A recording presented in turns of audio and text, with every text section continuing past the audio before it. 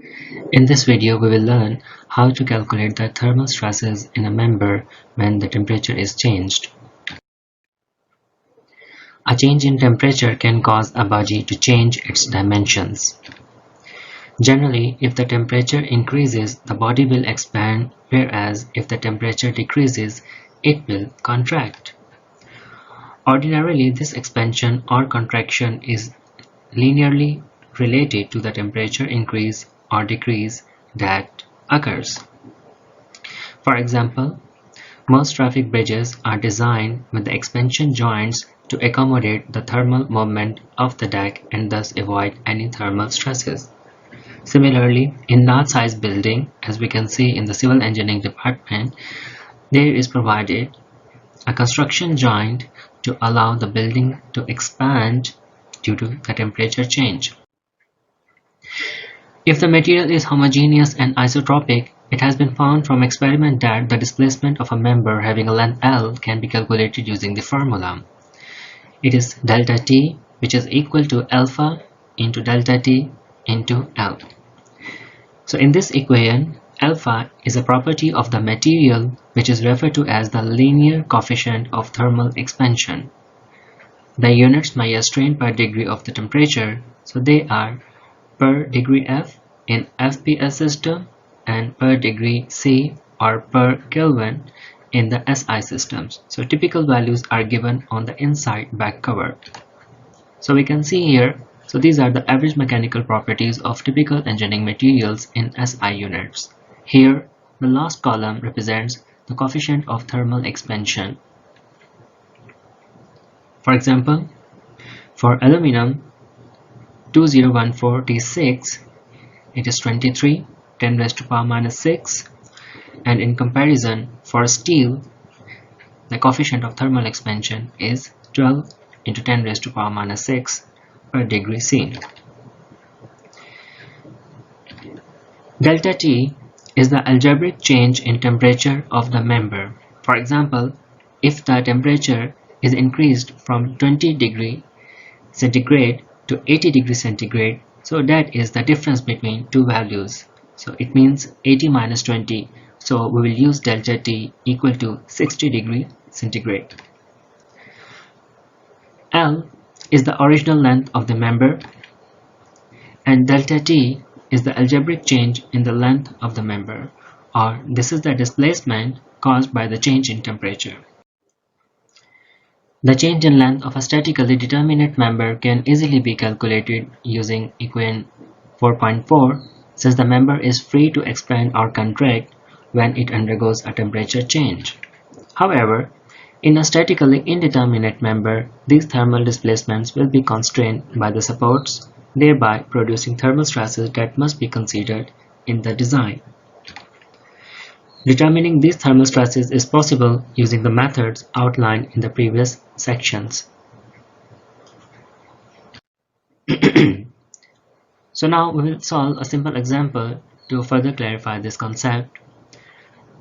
The A36 steel bar shown in figure is constrained to just fit between two fixed supports when the initial temperature is 60 degree F. If the temperature is raised to 120 degree F, determine the average normal thermal stress developed in the bar. So this is a steel bar, which is fixed between these two supports at A and B. The length of the bar is 2 feet and the cross-sectional area is 0.5 inch square. So when the temperature is increased from 60 to 120 degree Fahrenheit, this bar will undergo an increase in its length due to that temperature change, but that is not allowed because the supports A and B are fixed. So as a result, this bar will develop the thermal stresses inside it. So we will start with the equilibrium equation. The free body diagram of this structure is shown here. The free body diagram of the bar is shown in figure. Since there is no external load, the force at A is equal but opposite to the force at B. So when this bar tries to expand, or its length is increased, but that is constrained by the reactions at support A and B, So these forces will be equal but opposite. So writing the equation of equilibrium in vertical direction and considering the upper direction positive, so we can write FA is equal to FB, and because both are equal, so we can write as F. This problem is statically indeterminate since this force cannot be determined from equilibrium. So we have one equation and two unknowns, the force at A and the force at B. So we need another equation, which is the compatibility equation, or which can be obtained using the compatibility condition. So here the NA, which is originally fixed, if we temporarily remove the support at NA, so this bar is free to move upward or displace at NB due to the temperature change, and that change in length of this bar due to temperature change is denoted by delta T. But actually there is a support reaction which is not allowing that upward vertical displacement. So that force is bringing back this end to its original position. So the force at this end is basically producing the displacement in opposite direction, and that is delta F.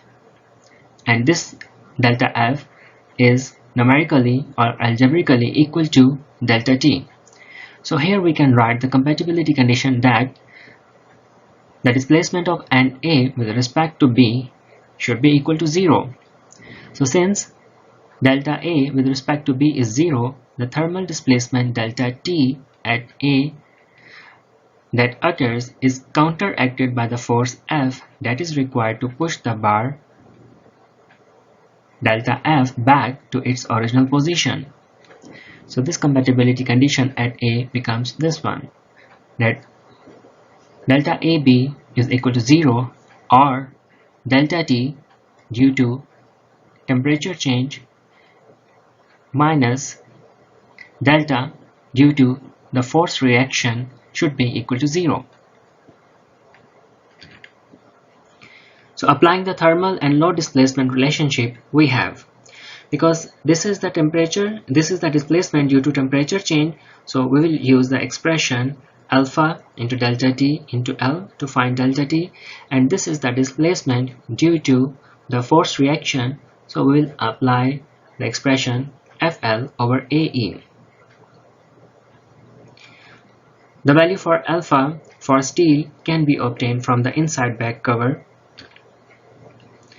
Thus, from the data on the inside back cover, we can find the F reaction at this support. So rearranging this equation and to find F, so we get this expression. For steel, the alpha can be obtained from the inside back cover, so which is here. So for steel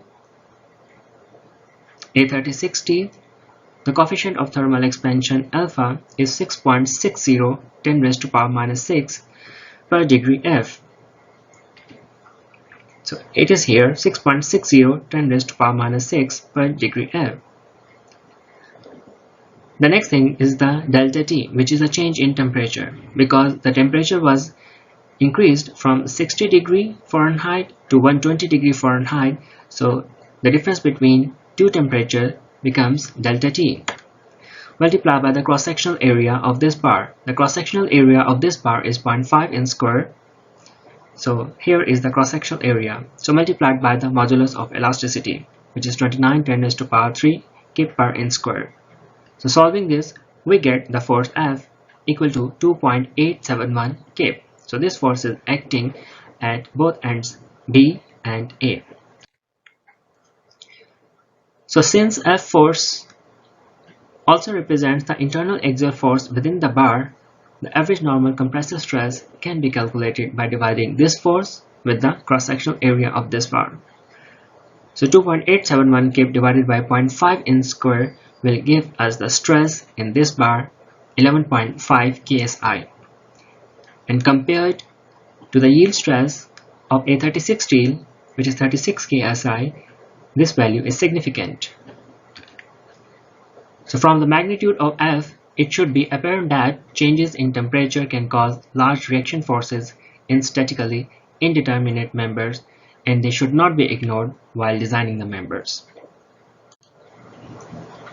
Let's move to the next example. So here, the rigid beam shown in figure is fixed to the top of three posts made of A36 steel and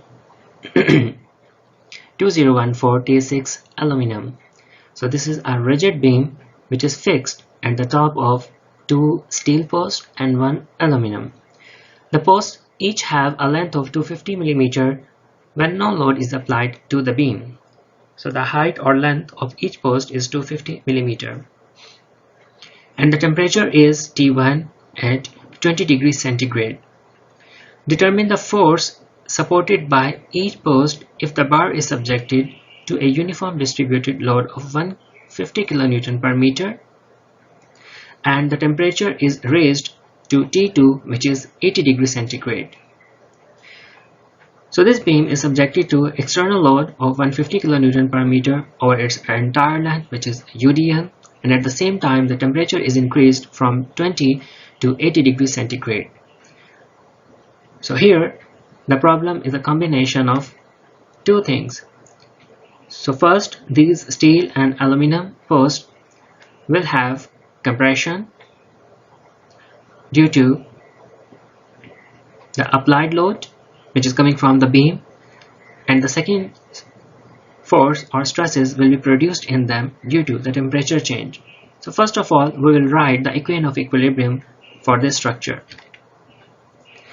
The free body diagram of the beam is shown in this figure, and the 90 kN represents the resultant force acting on the beam.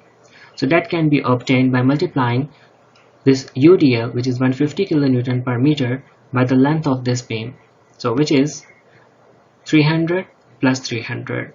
It is 0.6 meter, so 0.6 multiplied by 150, so we get 90 kN. That is the resultant concentrated load acting at the center. So it requires that the moment equilibrium about beam center requires the forces in the steel post to be equal. So it means that the moment due to this force, so this force multiplied by this moment arm and this force multiplied by this moment arm should be equal. It means that the force in both steel posts should be equal. So we have, if we consider the equation of equilibrium in the vertical direction, because this system is subjected only to vertical forces, and considering the upper direction positive, so we can write the equation of equilibrium as the force in steel post is FST plus FST. It becomes 2 FST. It is in upper direction, which is positive according to our considered positive direction, plus the force in aluminum post, it is FAL minus 90. So 90 is acting in downward direction, so it is having a negative sign. It is in kilonewton, so we will convert it into newtons by multiplying with 10 raised to power 3. Okay, next thing is the compatibility for this system. So due to load, geometry and material symmetry, the top of each post is displaced by an equal amount. So this beam is rigid. So due to applied load or temperature change, it will not have differential settlements or displacements at its various points. So it will be displaced by same amount. In other words, if this beam is displaced in downward direction, each post, including steel and aluminum, they will have same deformation. So we can write the compatibility equation or condition for this system is that the deformation in steel should be equal to the deformation in aluminum post. The final position of the top of each post is equal to its displacement caused by the temperature increase plus its displacement caused by the internal axial compressive force. So, thus from the steel and aluminum post we have this situation. So this is the initial position which is showing the original length of steel post and the original length of the aluminum post. So we can better understand from this diagram. So this is showing the original or initial position of steel and aluminum post. When the temperature is increased from 20 to 80 degrees centigrade, this steel post will have an elongation by delta St, and this subscript T represents that this is due to temperature change. So the length of this post will be increased, or this end will move upward. Similarly, in aluminum post, due to temperature change, we will have upward displacement delta AL, and the subscript T shows that this is because of the temperature change. As we have already noticed that for steel, the coefficient of thermal expansion is 12 into 10 raised to power minus 6, and for aluminum, the coefficient of thermal expansion is 23 into 10 raised to power minus 6. So the aluminum post will have upward displacement, a greater upward displacement as compared to the vertical displacement in the steel post. So above these steel and aluminum post, a rigid beam is connected and it is having a downward load on it. So that load will produce compression in steel and aluminum post. In other words, because of that load, the top ends of these posts will be moved downward.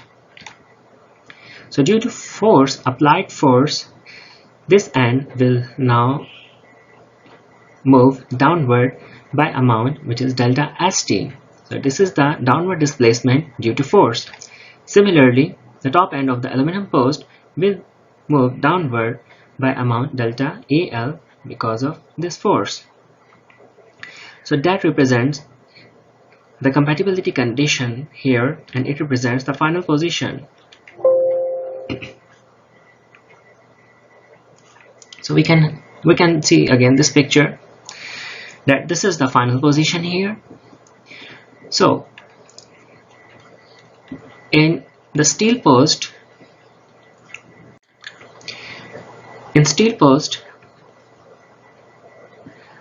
the vertical displacement, the total vertical displacement is equal to this upward displacement due to temperature change plus this downward displacement due to applied load. Because we are considering downward direction positive, so the displacement due to temperature change, which is in upward direction, bears the negative sign, and the displacement due to applied force is considered positive. Similar is the case for aluminum. So applying equation 2 gives us that the displacement in steel must be equal to the displacement in aluminum. So we will equate both equations and we will put the expressions for delta St due to temperature and delta St due to force in both steel and aluminum. So we will again confirm that for A36 steel, the coefficient of thermal expansion is 12 into 10 raised to power minus 6, and for aluminum 2014T6, the coefficient of thermal expansion is 23 10 raised to power minus 6 per degree C. So because this is the displacement due to temperature change, so here we will use the equation alpha into delta T into L. So this is alpha for steel, this is delta T change in temperature, this is L, the length of the steel post. This is the displacement due to applied force. So for this we will measure it by the expression PL over AE. So this is P, the force in steel, this is the length divided by area of steel post multiplied by the modulus of elasticity. Similarly, put these values for aluminum and solve it. So we can simplify it in terms of the force in steel, which is FST, which is equal to 1.216 FAL minus 165.9 10 raised to power 3. So this is our compatibility equation. Now we have two equations. One is obtained from the compatibility condition and the one is from the equation of equilibrium. So we can put this force, this FST, expression for FST, into the equilibrium equation, and we can solve for force in aluminum. And once the force in aluminum is known, we can put it back here to find out the force in the steel. So here is the result. This is the force in the steel, which is minus 16.4 kilonewton, and the force in aluminum post is 123 kilonewton. Here it is to be noted that the negative value of force in steel post indicates that this force acts opposite to that shown in figure. In other words, the steel posts are in tension and the aluminum post is in compression. So it means that because of higher vertical displacement in the aluminum post, this end moves upward by a greater amount as compared to this one. So as a result, the net displacement in this steel post shows that it is elongating, because both steel and aluminum post are connected to the rigid beam. So as a result, the steel beam develops tension in it. So it means that the net force in steel post is in upper direction, means that it is in tension. So these are some online lectures related to the topics that we have covered in the previous slides and in the last 3 lectures. So I hope that they will be helpful to you. Thank you.